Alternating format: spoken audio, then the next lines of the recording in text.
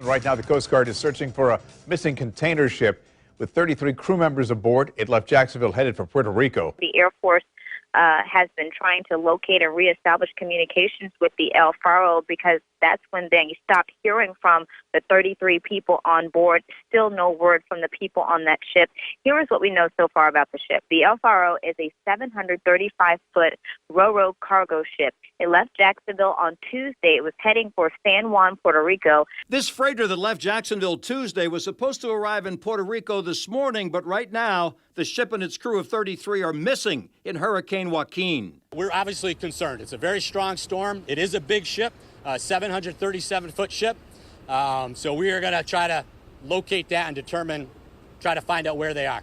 Today, the Coast Guard searched by air and sea, even flying a Hurricane Hunter aircraft as close to Hurricane Joaquin as possible, but still haven't been able to see the ship. As a search, concern is growing here at the Seafarers Union International of North Florida, where some of the 33 people on board the El Faro are members. I feel pretty bad that they got caught out like that, and with the technology they have on board these ships now, that I feel as though they could run to an extent, but you can't, get away from the hurricane like you think you could. They would be east of the hurricane center. Joaquin's winds, again, 125. The red here represent hurricane warnings. This is Crooked Island right there. Looks crooked. And we think the ship came down from the north, and when it did so, as it came across and east of the United States, it probably took a track that was away from the storm. So it probably came down like this and then towards this. But as it approached somewhere in here, this is where the winds were probably too strong. The last 2 days have been agonizing for Terry Davis and her family because her husband Larry is one of the crew members on the El Faro, which lost contact with the mainland Thursday. We all need prayers. That's all you can do. We're waiting. Everybody's waiting. That's all you can do. But I'm confident. A love for the sea. Marriott has always been an adventurer. From the time she was born, she wanted to go seek adventure. Which is why, after a brief stint in the restaurant industry, Mariette Wright found her passion on the ocean. Her mother, Mary Chevery, wasn't surprised. My elder daughter and my youngest daughter were born in normal times. Marriott was born in a minute and a half. It's like, let me out of here. I got places to go, people to see. Yeah. And that is Marriott, and that is how she lived. Let me out of here. I'm going to see what's out there. Chevery always knew there were risks to her daughter's job and always feared for her safety. Not knowing if Wright is okay has been agonizing. This must be terrifying at the same time that it's emotional. Yes, it is. Yes, it is. I'm sorry. I'm having trouble keeping my voice together. Holding out hope, the Coast Guard has found debris like this lifeboat in their search for survivors of the El Faro wreck. We're not going to discount somebody's will to survive, and that's why we're still searching today. Families leaning on each other for support as they wait for word on their loved ones at the Southside headquarters of the Seafarers Union. A look at the technology that may be keeping these mariners alive. As the search for possible survivors of this shipwreck continues, the Coast Guard hopes the training the crew received and the equipment aboard the El Faro will be enough to save the lives of the mariners. We're told the ship carried 46 survival suits like this one. So far, the Coast Guard has recovered less than a handful of these suits. Channel 4's Jim Piggott visited a maritime school that offers training in how to handle this kind of emergency at sea. It's all part of the licensing requirement here at the Maritime License Training Company. They train these people, these sailors, actually how to use like an old lifeboat, even like this, even some of the newer ones, but also those life-saving suits, anything that could help protect them. So what I'm going to show you is an emergency suit. This is what they found, and each crew member had one of these. So I'm going to try to get in this and show what would happen. But this would happen when they would announce that there was an emergency and something would going on. They'd have to each get in this. So apparently the easy way to do this is just to sit down, and we'll see what happens here. Okay, now take your right or your left arm. And you'd probably be panicking at the time a little bit too. Then you're going to put your hood on. Put your hood on. All right. Now you're going to put your other arm in. You can do this. It's a matter of survival. So this would be very buoyant. And it would be one way to survive. A loving father and a caring mentor. It's how Barry Young describes his great-nephew, Sean Rivera. He was always a person who tried to steer the younger members in my family in a positive direction. And his character, unwavering. This was the most challenging weather conditions anyone on our crew had ever flown in. That's one of the Coast Guard's search and rescue pilots. He describes the hurricane conditions as he searched for the missing ship. Conditions were horrible. We were facing 100-mile-an-hour winds, 40-foot seas, less than a mile visibility. They never should have went through those types of conditions, period. The merchant mariners we spoke to say they've been in rough conditions, but these were way too bad for the El Faro, and the freighter should have never taken the risk. You can't really control nature, but if you notice those circumstances are that detrimental, then you should not have did it. That's what I would say. One by one, local men and women who work aboard Jacksonville's cargo ships came by the Seafarers Union today to learn about what happened to the 790-foot ship and to show support for their 33 brothers and sisters aboard. Captain Bob Russo runs the Maritime License Training Company. With the help of a simulator, he showed us what the crew may have been facing. But this was one scenario never planned for. Because the simulator manufacturer would never envision somebody sailing into a hurricane, so we're not going to train students to do that. On this simulation, the seas are at 35 feet. They were near 50 for the El Faro. And while this doesn't show it, the containers would be going overboard. We begin with Joy Purdy in Opelika, who just spoke with the Coast Guard about the latest on the search. Even though the flights out of Opelika and out of Clearwater have stopped for the night, they have to make sure the flight crews are safe while they rest up for tomorrow and gear up for the search for a long day tomorrow. The boats here out of the Port of Miami and the Coast Guard station here, they're going to be out all night long. Petty Officer Ryan Doss says while the flight search crews rest and gear up for the next day, search teams from the Coast Guard, along with commercial tugs hired by the company Tote that owns El Faro, they continue combing the dark waters. They haven't told us anything except my mom called me this morning and said that the ship had sunk. And that's all the news that she gave me so far. So I drove over to her house and I started crying and was just holding her because it's hard. Sparrow has been frustrated and says the ship should not have left port knowing Joaquin could develop into a hurricane. That's what I do not like. I don't think that they should have shipped them out when they knew that was going on. That makes no sense to me at all. Like, if they knew that the hurricane was coming, they should have kept them there and waited and to ship them back out. Like, that makes no sense at all. I don't agree with that. The NTSB crew leaving Reagan National headed to Jacksonville right now. They're launching a GO team now and expect to arrive certainly later this morning. We'll be looking at all the factors that have affected the safety. So what happened, why it happened, ultimately to prevent this from happening again. Joy Purdy, she's covering the search in Miami. Joy. Good morning, Bruce and Jen. As we were coming here, we got word from the Coast Guard. I spoke with them over the phone. They are having their morning meeting right now, 8 a.m., where they're going over the information that has happened overnight, going over what may have been found out at sea by the Coast Guard cutters. And also, after I got off the phone with them, I got a text from one of my former co-anchors here in Miami that I worked with, and they said, take a look at the Miami Herald. So we pulled over, ran into a store, and I grabbed the Miami Herald here, and it says the headline, El Faro tried to outrace hurricane and failed. This article is so incredibly descriptive. I'm going to edit it for you as I read this one little section to you. It describes what Coast Guard crews found. It says the hull of the ship had so much styrofoam packing debris coming from it that a Coast Guard officer said the waters off the Bahamas resembled a golf course driving range dotted with balls. They have just had a huge debris field, two of them that they are looking at right now. I'm going to bend down and grab my notes that I was able to take on my way here.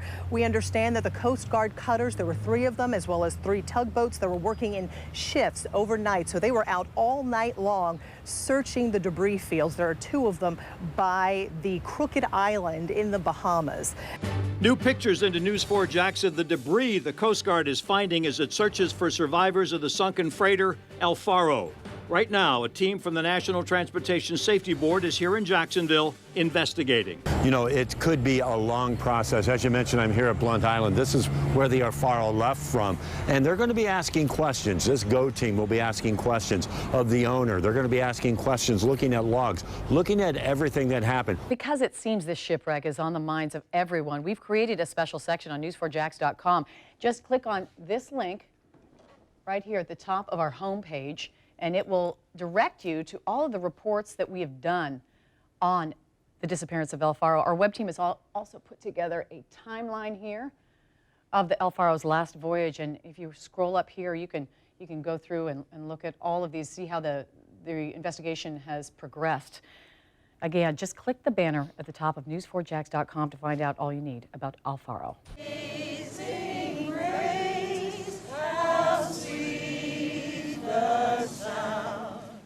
Amazing Grace, a song of comfort during a time of pain. Dozens gathered in Maine last night to honor Dylan Mecklin, a star athlete now missing in action. His father and brother tell me he just graduated and was on his first voyage. Keith Griffin, Jeffrey Mathias, and Michael Holland went to the same school, Maine Maritime Academy. It's very difficult, but I have to tell you that it is so supportive to be with people that are going through the same thing that we are. The El Faro's captain, also a graduate. Michael Davidson's wife told the media he was extremely capable with extensive training. Danielle Randolph was the ship's second mate. She sent this ominous email to her mother before it disappeared. Not sure if you've been following the weather at all, but there is a hurricane out here, and we are heading straight into it, Category 3. Last we checked, winds are super bad and seas are not great. Love to everyone. Many of the sailors were from Jacksonville. Sean Rivera, holding his son in this picture, graduated from Raines High School. So did Roosevelt Clark. Their friends and family in shock. Larry Davis, a lifelong mariner, the military veteran in the industry for more than 2 decades. His family says he's happily married for 39 years with 2 kids and 2 grandchildren. Frank Ham III helped steer the ship. He texted his daughter, "I love you," before leaving port on Tuesday. Breaking news from Mayport on the wreck of the El Faro. After searching thousands of square nautical miles by air and by sea for any signs of life during the past 6 days, the Coast Guard makes a painful decision. The Coast Guard is still continuing its search for the crew members of the El Faro. However, we have decided that we will suspend that search at sunset tonight. Coast Guard Captain Mark Fedor calls the families of the crew brave people and says he wants them to know how committed the searchers have been to finding their loved ones. The families were given the news about ending the search several hours ago during private and very painful meetings. All told, the Coast Guard combed more than 172,000 square nautical miles. That's nearly the size of Texas.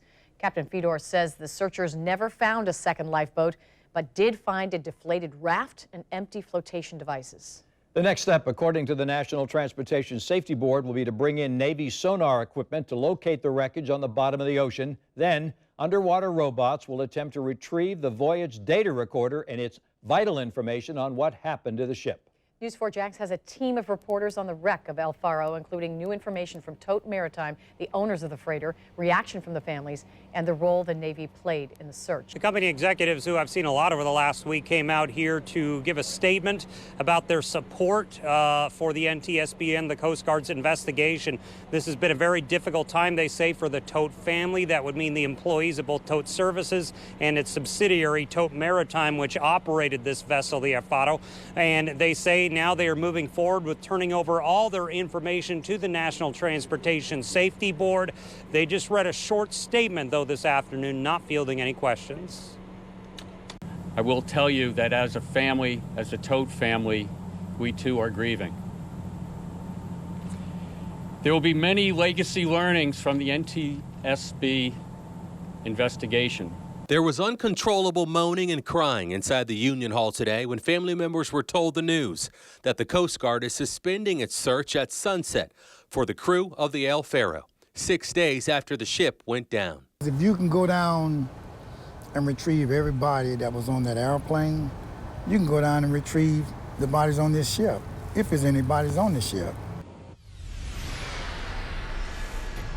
For Tracy Hatch, wife of El Faro crew member Carrie Hatch, why the ship sank or who's responsible isn't important at this point. Her goal this morning was simple. All I know is I want my husband home either way. So, and that's all we played out. I just want my husband home one way or another. That's it. Then the Coast Guard notifying loved ones at the Seafarers Union Hall the search would not go on. How does it make you feel that they're calling off the search? Horrible. I have 4 kids. Horrible. The day got off to a bit of a late start because of a mechanical issue with our original plane. But once we did get out to the search area, we found a lot of debris spread all around that entire search area. But unfortunately, no signs of anybody needing to be rescued or recovered. Open the cargo ramp door. Roger, ox pump coming on. 2 spotters looking out the back as the search for signs of El Faro or its crew pressed on another day. 2 more using radar and cameras on the flight. Inside the wing on the co-pilot side, I think I got debris we just flew over. And both the pilot and co-pilot looking below, as well as the C-130 flew 500 feet above the Atlantic at 145 knots for about 4 hours. Anytime you're flying an airplane only 500 feet over the water, you obviously have to be very careful up front, just watching your instruments, making sure that you're not turning too sharp, descending accidentally, things like that. Does it look like something sticking out of the water up over here to the left? Yeah, shining at us. Almost shining at us. Whenever debris was spotted, the pilot always asked whether or not it could have been a survival suit or a person clinging to something. Looks like another, yeah, it's coming down left side, pilot side. Looks like another one of those like beam type objects. But unfortunately, only containers and debris found by our crew. News 4 Jax investigates. We've uncovered past incidents that left the El Faro stuck and without power. New this afternoon, her sister ship, the El Yunque, arrives in Jacksonville. It's very useful to our investigation to have a sister ship that is almost identical to El Faro. The NTSB hoping El Yunque will give them some answers the victims' families want badly.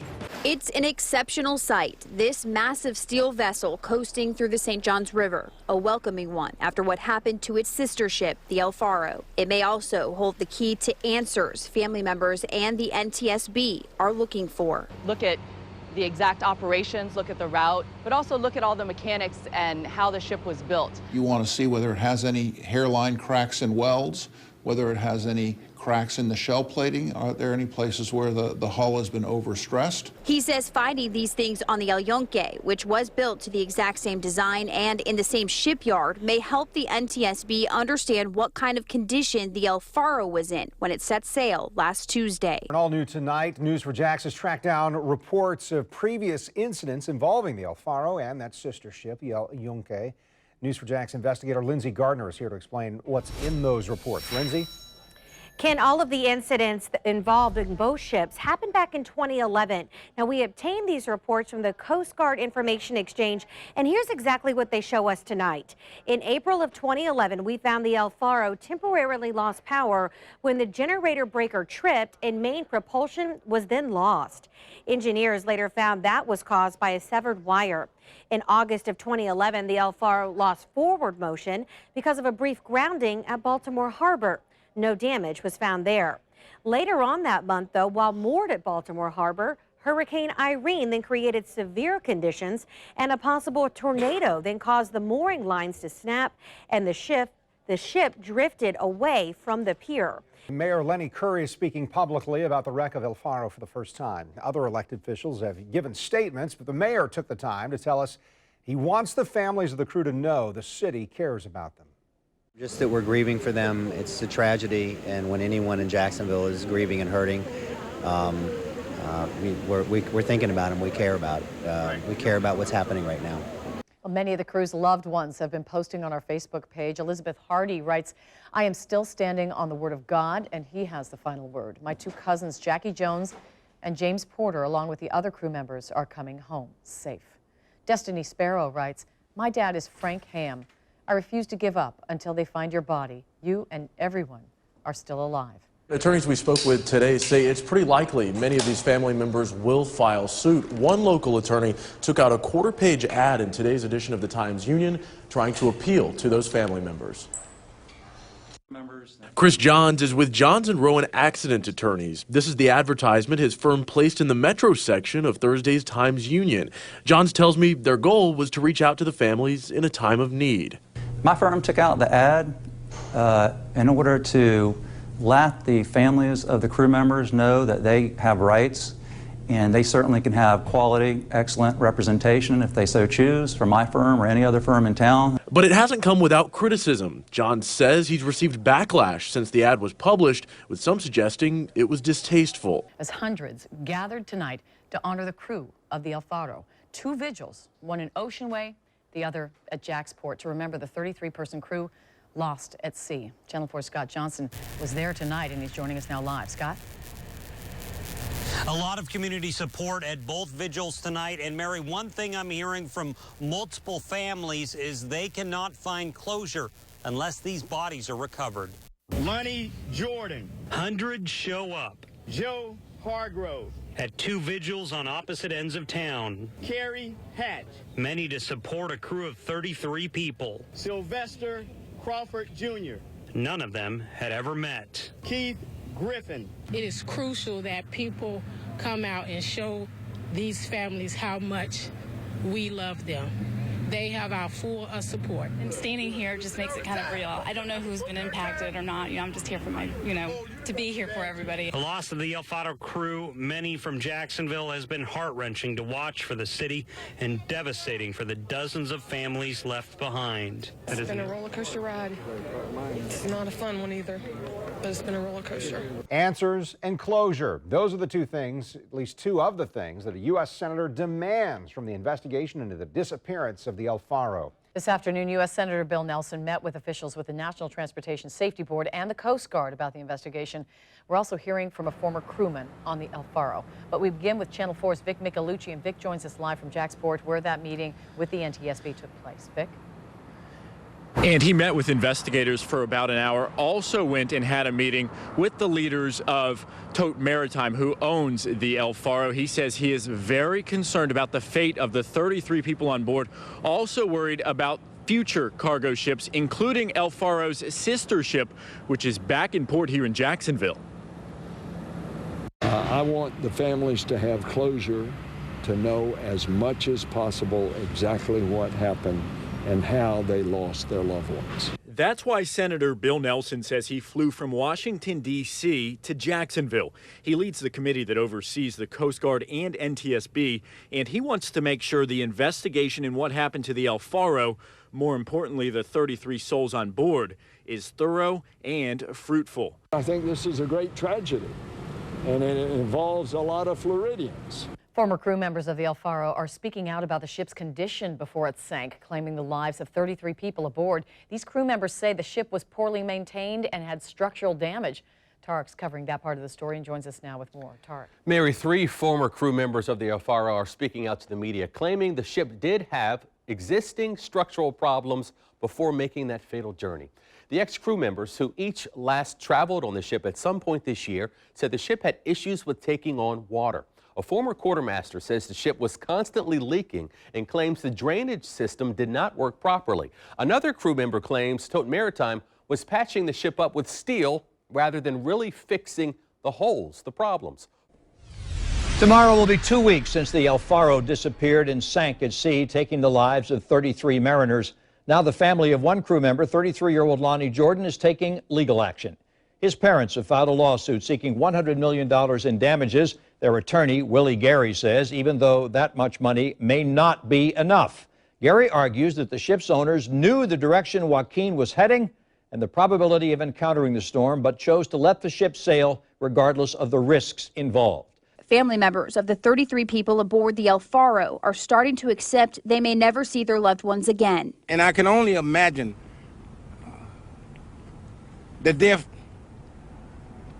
the time thinking about never seeing your parents again, never seeing your brothers and sisters again, never seeing your co-workers again, just dying. This was a horrible death. Yes. Nobody should have to die like this. Lonnie Jordan's mother and father, Joanna and Ricky Johnson, can't believe he's gone.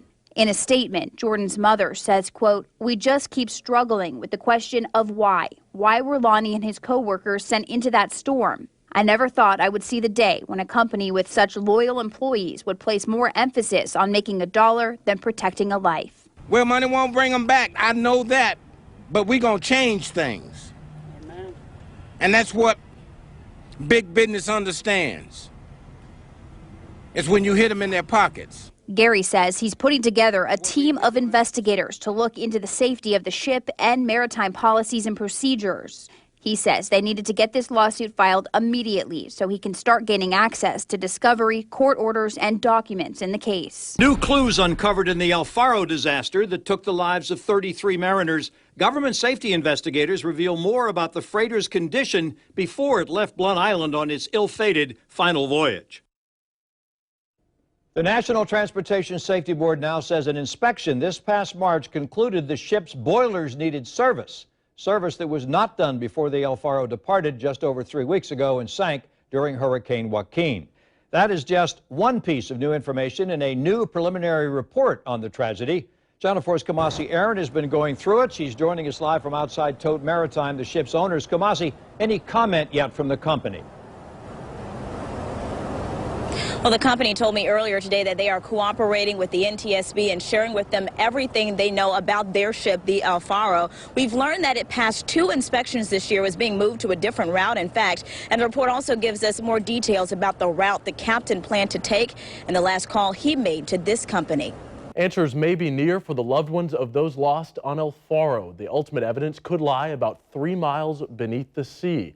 A team aboard the USNS Apache will try to confirm the wreck's identity when it sends down a remotely operated sub. It's fitted with a video camera that would record the wreckage. The sub would also search for the ship's data recorder. So far, 4 lawsuits have been filed against El Faro's parent company, Tote Maritime, and just hours before the Navy honed in on what's believed to be the wreckage of the missing ship, lawyers for Tote filed a complaint to limit claims that loved ones of the crew might file. Ashley Mitchum spoke to an attorney and maritime expert about what's next in the legal process.